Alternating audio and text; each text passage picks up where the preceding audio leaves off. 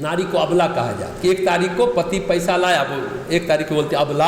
अब नारी को सबला कहा जाता है, 1 तारीख को क्या कहती है, सबला, सारे चीजों को ला।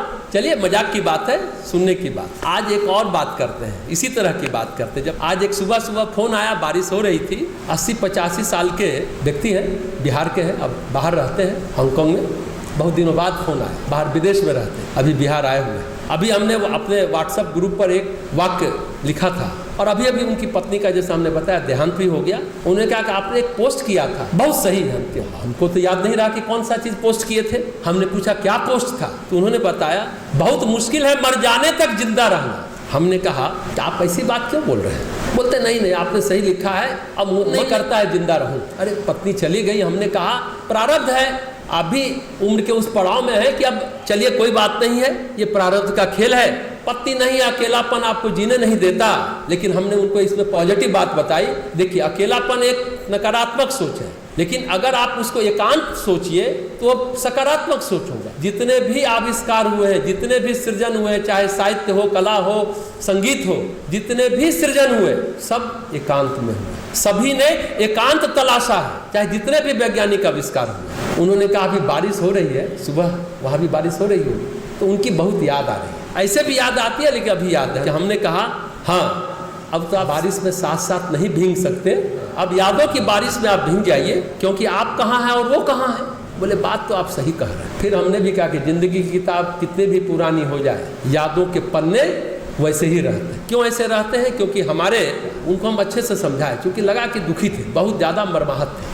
विचार की ऊर्जा एक तरफ भागती है, संस्कार की ऊर्जा एक तरफ भागती है, शरीर की ऊर्जा एक तरफ भागती है, भावना की ऊर्जा एक तरफ भागती है, प्राण की ऊर्जा दूसरी तरफ भागती है। हम सबके साथ होता है, ये कोई सिर्फ हम उन्हीं के लिए नहीं, हम सभी के लिए। अब ध्यान से सुनिए काम की बात। दरअसल मनुष्य पॉलीसाइकिक, बहुत चित्तवान है, बहुत मन है इसके अंदर, भारी भीड़ है अंदर, इतना तरह का शोरगुल है, इतना कोलाहल है, इतना झगड़ा अंदर चल रहा है सारे मनुष्य के अंदर। सचमुच कैसे आपकी जिंदगी आगे बढ़ पाए? हमने उनको कहा, और इतना झगड़ा झंझट चल रहा है अंदर, तो व्यक्ति जिंदा कैसे रहेगा? इसलिए कहा गया बहुत मुश्किल है मर जाने तक जिंदा रहना। सही बात। फिर हमने कहा उनको मनुष्य के रोम रोम में उसकी शक्ति बिखरी हुई है, ऊर्जा बिखरी हुई है, एक इधर जा रही है, एक उधर जा रही है।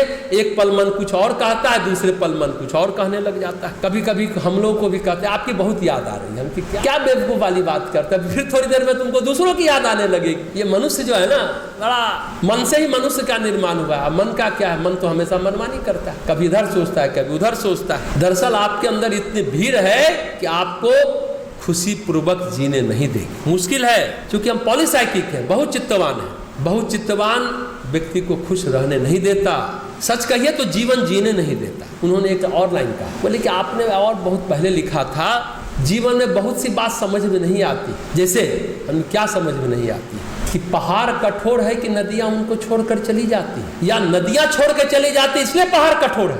उनको लग रहा है कि पत्नी हमको इसलिए छोड़ के चली गई कि हम कठोर होंगे, या वो छोड़ के चले गए इसलिए हम कठोर बनते चले जा रहे हैं। देखो एक भाव देखो पुरुष का। आज सुबह की बात है इसलिए हम बता रहे हैं। हमने कहा रहे नहीं, हम इस पर तो बता चुके हैं। ये तो नदियों की और पहाड़ की नियति है कि पहाड़ को छोड़कर नदियों को जाना ही पड़ेगा, नहीं जाना पड़ेगा। ये तो पहाड़ की भी नियति है और नदियों की भी नियति है, वो छोड़कर जाएगी। लेकिन क्या होता है, उससे कठोरता की बात नहीं है। दरअसल नदियों का माता पिता है पहाड़ ना, और पहाड़ी। तो जब नदियां आगे बढ़ती है तो पहाड़ जल देता है ना, ताकि वो आगे बढ़ती रहे। जल का स्रोत है ना पहाड़। जैसे बेटी जाती है तो माँ बाप उसको भर भर कर देते हैं। बेटी का जाना भी नियति है, बेटी को भी जाना है, हमेशा माँ बाप के पास तो नहीं रहेगी। तो ये नियति है, तब उनके मन को आराम मिले।